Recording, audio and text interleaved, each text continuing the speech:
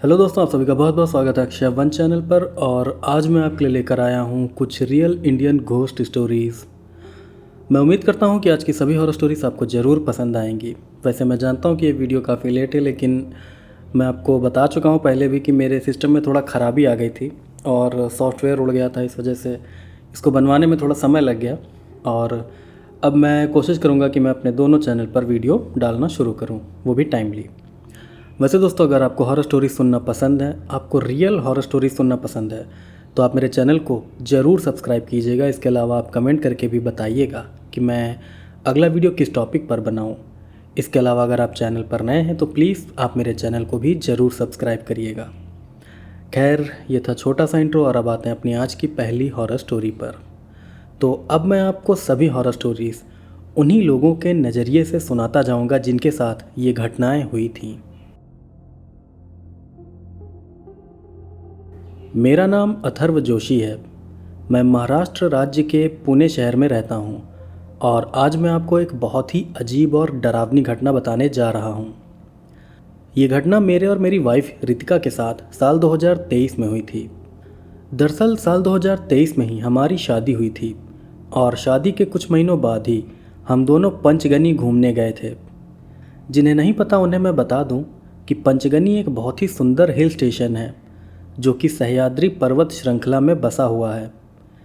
हिमालय की तरह ही सह्याद्री पर्वत श्रृंखला भी एक बहुत बड़ी पर्वत श्रृंखला है जो कि गुजरात से शुरू होकर महाराष्ट्र से होते हुए दक्षिण भारत के कई राज्यों तक जाती है।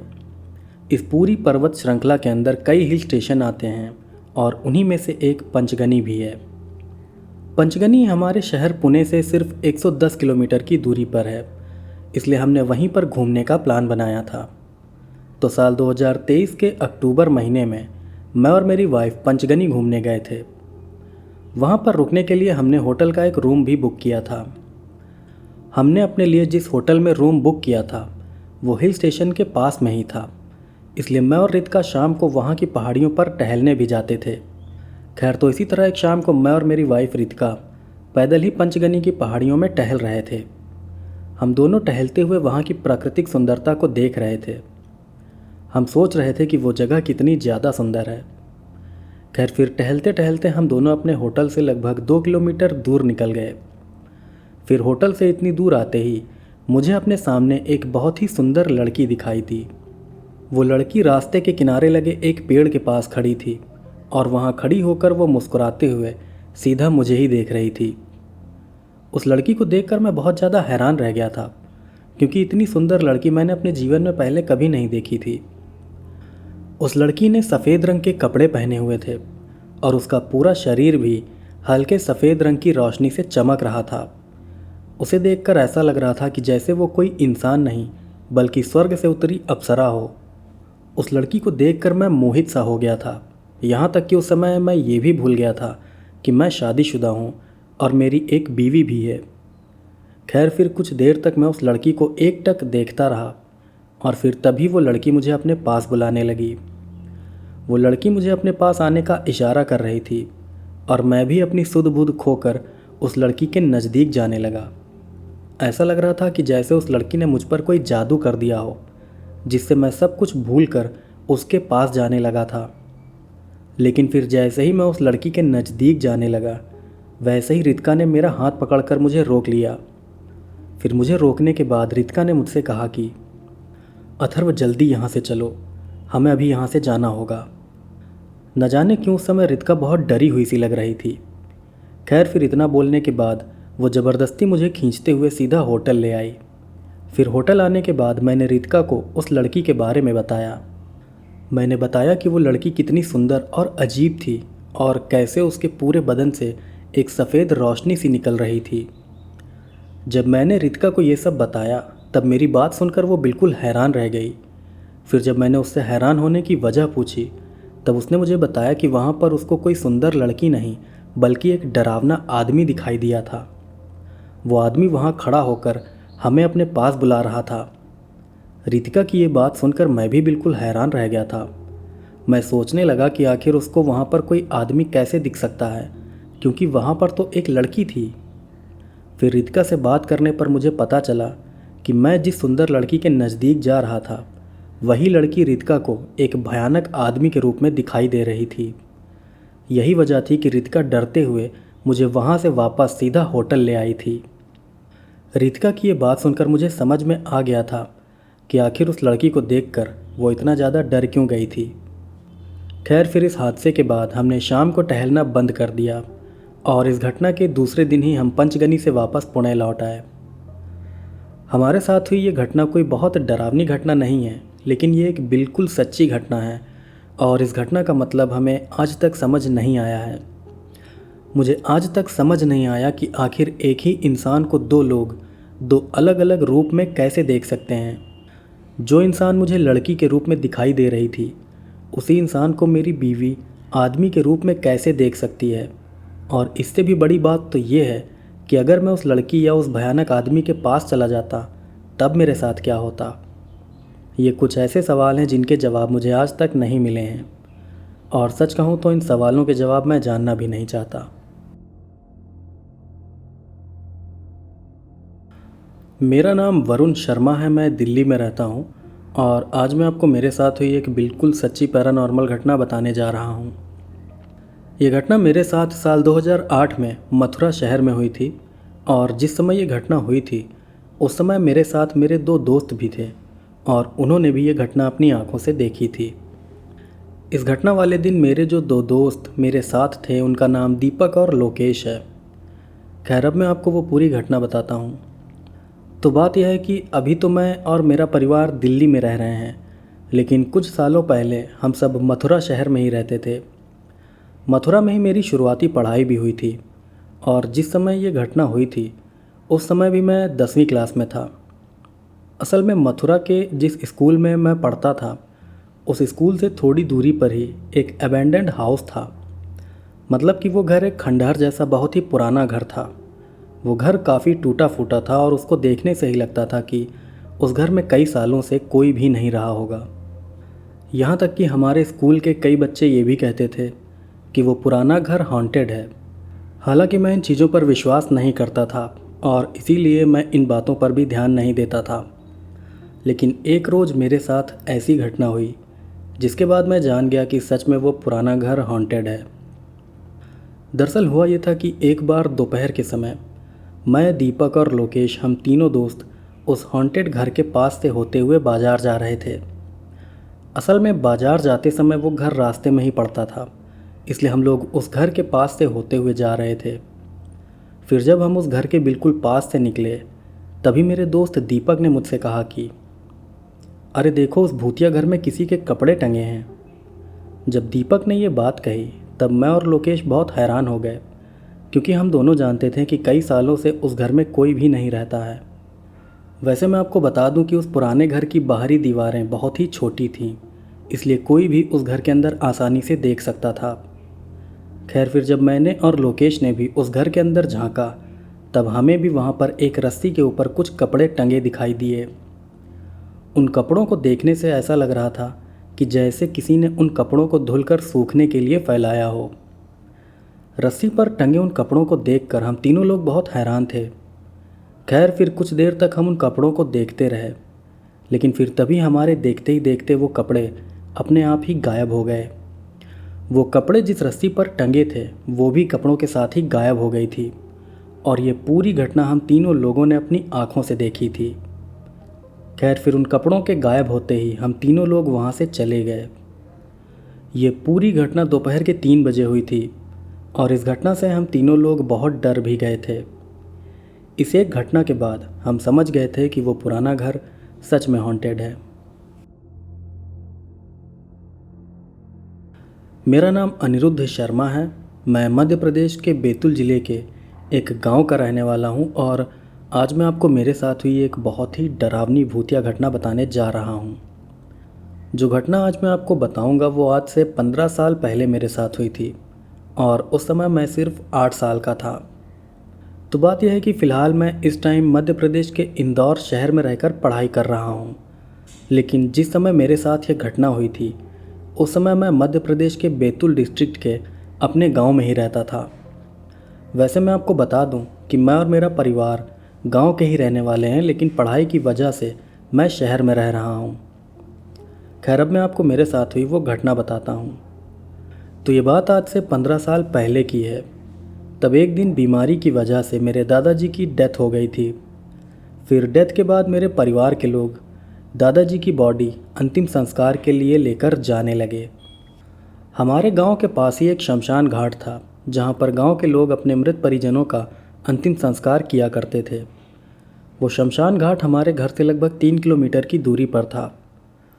तो उस रोज़ मेरे पापा और परिवार के बाकी लोग दादाजी की डेड बॉडी लेकर शमशान घाट की तरफ जा रहे थे। उस समय मैं सिर्फ 8 साल का था, इसलिए मुझे इस बात की समझ नहीं थी कि शमशान घाट में बच्चों को नहीं जाना चाहिए। मुझे अपने दादाजी से काफ़ी लगाव था, इसलिए मैं भी सब लोगों के पीछे पीछे शमशान घाट जाने लगा। लेकिन मुझे अपने पीछे आते देख मेरे पापा ने मुझे डांटते हुए वापस घर भेज दिया।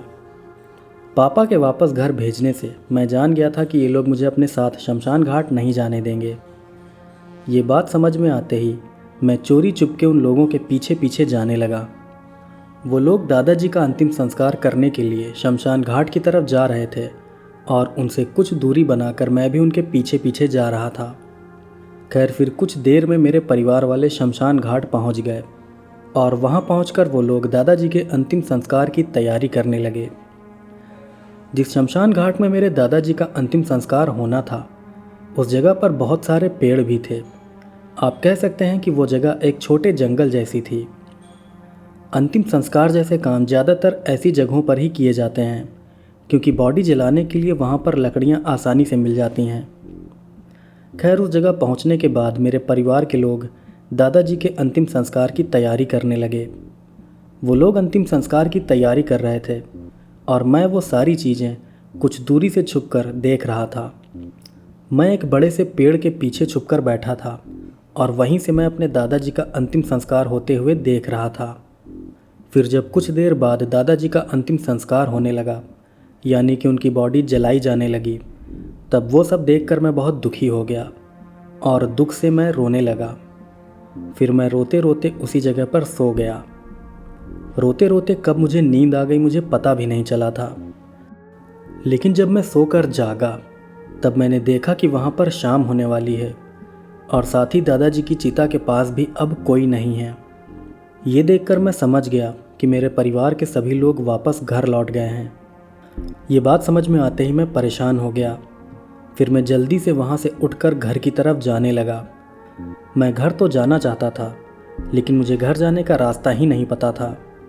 मैं अपने परिवार वालों के पीछे पीछे शमशान घाट तक आ तो गया था, लेकिन वहाँ से वापस घर जाने का रास्ता मुझे याद नहीं था। उस समय तक अंधेरा होना शुरू हो गया था और दूर से सियारों के चिल्लाने की आवाज़ें भी आने लगी थीं। वो सब नज़ारा देखकर मैं बहुत घबरा गया था। फिर मैं शमशान घाट के अंदर ही इधर उधर भागने लगा।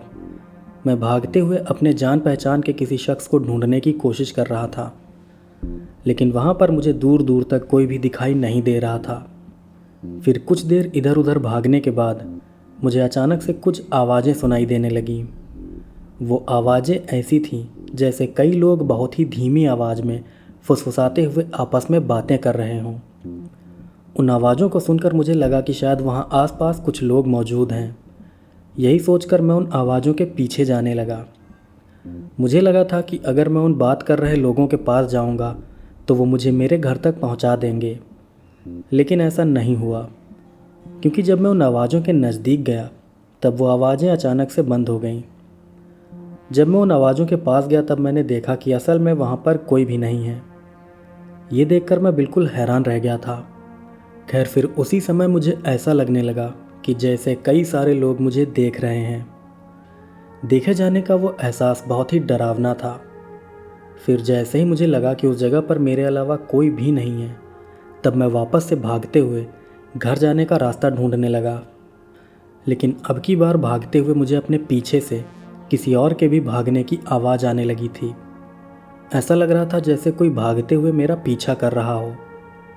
इस बात से मैं इतना ज़्यादा डर गया था कि डर के मारे मैं पीछे पलटकर भी नहीं देख रहा था।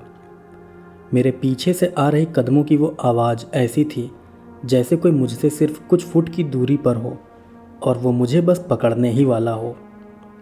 कदमों की उस आवाज़ को सुनकर मैं डर से रोने लगा था और साथ ही मैं अपनी पूरी ताकत लगाकर भागे जा रहा था। खैर फिर मैं भागते हुए दोबारा से अपने दादाजी की चिता के पास जाने लगा और अब की बार जब मैं उस तरफ गया तब मैंने देखा कि वहाँ पर खड़े कुछ लोग मेरा नाम लेकर मुझे बुला रहे हैं। उस समय तक वहाँ पर अंधेरा भी हो गया था और अंधेरे में ही वो लोग टॉर्च जलाकर मुझे ढूंढ रहे थे। उन लोगों को देखकर मैं समझ गया था कि वो मेरे परिवार के ही लोग हैं जो मुझे ढूंढने के लिए वहाँ आए हैं। फिर मैं भी बहुत ज़ोर से चिल्लाते हुए सीधा उन लोगों के पास जाने लगा। फिर मेरी चीख सुनते ही मुझे ढूंढने आए लोग भी मेरी तरफ देखने लगे। इसके बाद मैं भागते हुए सीधा उन लोगों की तरफ जाने लगा, लेकिन जैसे ही मैं उन लोगों की तरफ बढ़ा वैसे ही अचानक मुझे अपने दाहिने कंधे पर एक हाथ महसूस हुआ। वो हाथ किसी बड़े आदमी का था और वो बिल्कुल बर्फ़ जैसा ठंडा हाथ था। उस हाथ ने बहुत ही मजबूती से मेरा कंधा पकड़ लिया था। फिर जैसे उस हाथ ने मुझे पकड़ा वैसे ही मुझे ढूंढने आए लोग लाठी डंडे लेकर गालियां देते हुए मेरी तरफ आने लगे। फिर जैसे ही वो लोग मेरे पास आए वैसे ही उस हाथ ने मुझे छोड़ दिया। फिर उस हाथ से छूटते ही मैं भागते हुए सीधा अपने लोगों के पास चला गया। इसके बाद मैं उन सबके साथ अपने घर आ गया। इस घटना के बाद मुझे 3 दिन तक बहुत तेज़ बुखार आया था, लेकिन 3 दिन बाद मैं अपने आप ही ठीक भी हो गया था। इस घटना के कई सालों बाद मेरे चाचा ने मुझे बताया था कि जब मैं शमशान घाट में खो गया था तब मेरे पीछे एक प्रेत पड़ गया था। उसी प्रेत ने ही मेरे कंधे को पकड़ लिया था, लेकिन जब सब लोग उस प्रेत पर चिल्लाने लगे थे तब वो प्रेत वहाँ से गायब हो गया था।